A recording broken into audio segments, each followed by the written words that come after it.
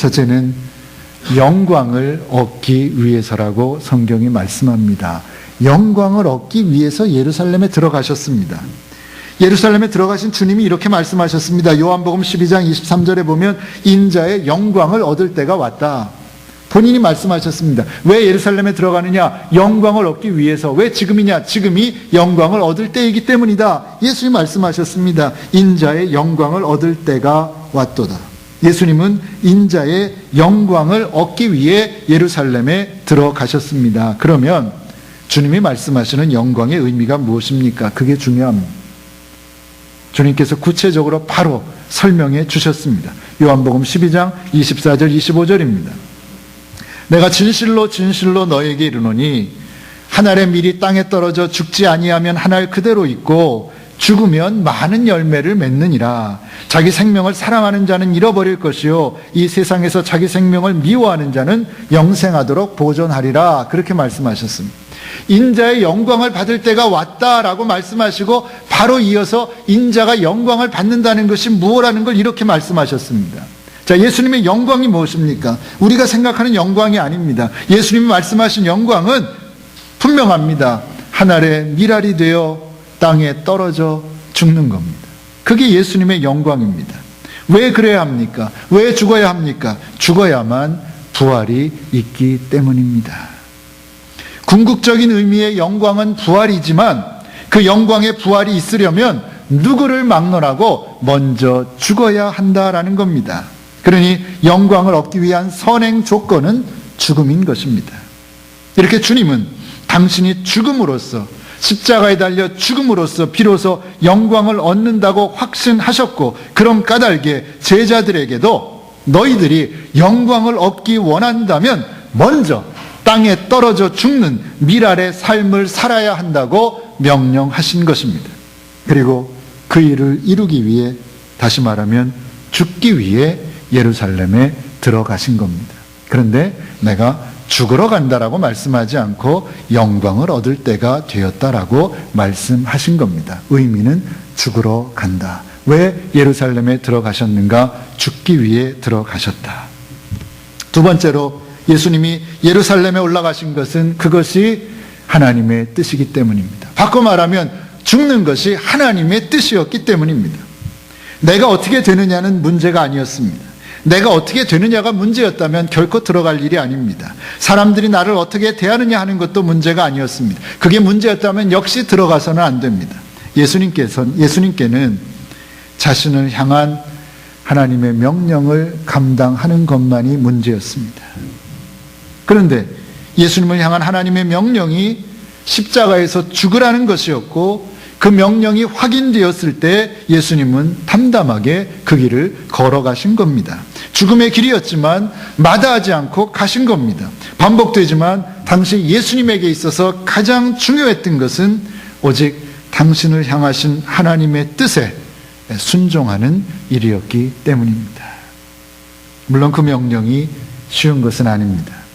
예수님이니까 하나님의 아들이니까 쉽게 했겠지라고 생각한다면 착각이지요.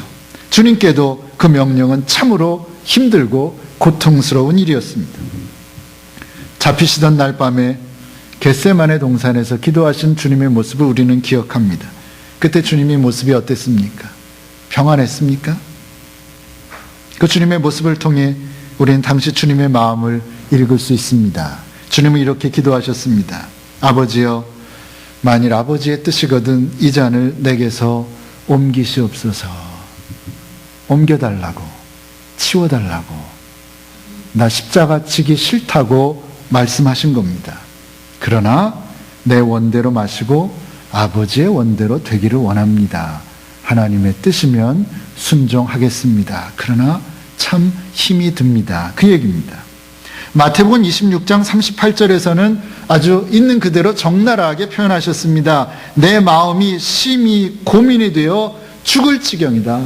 제자들에게 너무너무 힘들어서 내가 죽을 지경이니 너희들 나를 위해서 기도해달라, 그렇게 말씀하셨습니다.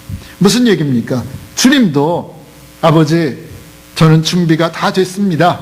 제 마음은 평안합니다. 자신 있습니다. 십자가가 아니라 십자가보다 뭐한 죽음이라도 저는 자신 있습니다. 이제 아버지의 뜻대로 십자가에 달리겠습니다. 이렇게 기도하지 못했다는 겁니다. 주님도 너무나 고민이 되어 죽을 지경이었습니다. 그 고통과 싸우다, 그 두려움과 싸우며 기도하다 보니 땀방울이 흘러내리는데 그것이 핏방울 같이 되어서 땅에 떨어졌다고 성경은 말씀합니다. 주님이 십자가를 지는 싸움이 그렇게도 힘든 싸움이었다는 말씀입니다. 그러나 결국 주님은 하나님이 정해주신 길을 걸어갑니다. 그래서 십자가에 달려서 돌아가심으로 이 땅에 보내신 하나님의 뜻을 이루어 드리게 됩니다. 그러면 죽는 줄 알면서도 예루살렘에 가셨고 결국은 그 십자가의 죽음을 감당하신 예수님의 모습을 통해 오늘 예배 드리는 우리가 배워야 할 교훈이 있다면 무엇이겠습니까? 베드로전서 2장 19절로부터 21절의 말씀이 그 답을 우리에게 줍니다. 애매히 고난을 받아도 하나님을 생각함으로 슬픔을 참으면 이는 아름다우나 죄가 있어 매를 맞고 참으면 무슨 칭찬이 있으리요. 오직 선을 행함으로 고난을 받고 참으면 이는 하나님 앞에 아름다우니라. 이를 위하여 너희가 부르심을 입었으니 그리스도도 너희를 위하여 고난을 받으사 너희에게 본을 끼쳐 그 자취를 따라오게 하려 하셨느니라. 아멘. 이 말씀입니다. 첫째로 우리가 살면서 애매한 고난을 당한다 할지라도 하나님을 생각함으로 참으라는 것입니다. 아무 잘못한 거 없는데 억울한 고난을 당하게 되어도 억울하다고 하지 말고 분하다고 하지 말고 하나님을 생각하고 참으라는 것입니다. 아무 죄도 없이 십자가 지신 주님을 생각하고 참으라는 겁니다. 그것이 오늘 우리에게 주는 첫 번째 교훈입니다. 두 번째는 선을 행하다가 고난을 받아도 십자가를 지신 주님을 생각하고 참으라는 겁니다. 이것은 애매하게 고난을 당하는 것과는 차원이 다른 이야기입니다. 애매한 고난보다는 이건 훨씬 더 힘든 고난입니다. 내가 한 일은 남을 위해 희생한 것밖에 없습니다. 남을 돕기 위해 동분서주한 것밖에 없습니다. 선한 일을 한다고 기도하면서 했습니다. 그런데 그 결과가 고난이고 비난의 화살입니다. 그래도 억울하다고 하지 말고 변명하지 말고 분해하지 말고 아무 잘못 없는데 십자가에 달려 돌아가신 주님을 생각하고 참으라는 겁니다. 그것이 하나님 앞에서 아름다운 일이기 때문입니다. 그것이 아름다운 신앙이라는 겁니다. 그것이 성숙한 신앙이라는 것입니다. 예수님이 그러셨던 것처럼 애매히 고난을 받아도 억울하게 고난을 받아도 하나님을 생각함으로 그 슬픔을 참는 것, 그것이 그리스도인들의 십자가입니다. 선을 행했지만 최선을 다해서 남을 돕는 일을 했지만 그 결과가 고난과 비난일지라도 하나님을 바라보며 참고 인내하는 것, 그것이 오늘 우리가 감당해야 할 십자가라는 말씀입니다. 그것이 하나님 보시기에 아름다운 일이고 그것이 한 번뿐인 인생을 보람있게 살게 하는 진리의 길인 까닭입니다. 이 사실에 대한 확고한 믿음을 가지시고 아무리 힘들어도 주님이 가신 그 길, 십자가의 길을 흔들림 없이 따라가는 저와 여러분들 되시기를 바랍니다. 끝으로 세 번째는 우리도 예수님처럼 하나님의 뜻에 순종하는 것입니다. 십자가의 길은 주님이 원하셨던 길이 아닙니다. 하지만 주님은 끝내 그 길을 가셨습니다. 이유는 하나입니다. 그것이 하나님의 뜻이었기 때문입니다. 그것이 주님을 향한 하나님의 명령이었기 때문입니다. 마찬가지입니다. 오늘 우리를 향한 한 사람 한 사람을 향한 하나님의 뜻이 있습니다. 하나님의 명령이 있습니다. 무엇입니까? 주님의 길을 따르라는 것입니다. 십자가의 길을 걸으라는 것입니다. 애매히 고난을 당해도 하나님을 생각하고 참으라는 것입니다. 선을 행하다 고난을 받아도 십자가를 지신 주님을 생각하고 참으라는 겁니다. 더 무거운 십자가가 지어진다 할지라도 그 십자가를 지고 주님의 팔자취를 따라가라는 것입니다. 물론 쉬운 일이 아닙니다. 그러나 그럼에도 불구하고 우리가 가야 할 길은 그 길입니다. 십자가의 길입니다. 무엇 때문입니까? 나를 지으신 하나님의 뜻이기 때문입니다. 내 생명의 주관자시며 내 인생의 주인 되시는 하나님의 명령이기 때문입니다. 그러니 힘들어도 싫어도 순종해야 하는 것입니다. 순종하는 그 길만이 살 길인 것입니다. 이 시간 나를 위해 십자가 지신 주님께서 우리에게 명령하십니다. 아무든지 나를 따라오려거든 자기를 부인하고 자기 십자가를 치고 나를 쫓을 것이니라. 내가 진실로 진실로 너희에게 이르노니 한 알의 밀이 땅에 떨어져 죽지 아니하면 한 알 그대로 있고 죽으면,